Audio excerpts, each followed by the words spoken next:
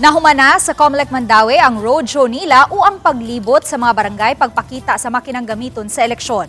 Sud sa duha ka buwan, ubay-ubay na ang nabisita sa Mandaue City COMELEC aron mapakita ang automated counting machine nga gamiton karong Mayo. Tanang barangay napahigayunan na niini kundi nahimo ang daw mock voting sa mga tao nga makasuway sa bagong ekipo o makasuway sa proseso sa botasyon. Bisan ang mga prisuhan sa Mandaue, male o female dorm, nabisita na sab nila ug napahigayunan na sa roadshow ug orientation. Ugma mo'y katapusang roadshow sa COMELEC Mandaue nga himuon sa Gender and Advocacy Office o GAD sa Mandaue nga pakitaon ug i-orient usab kabahin sa makina. Sunod buwan, iuli na sa COMELEC Mandaue ang makina sa kauluhan kay lakip na kini sa i-reconfigure aron magamit na sa piniliay karong Mayo.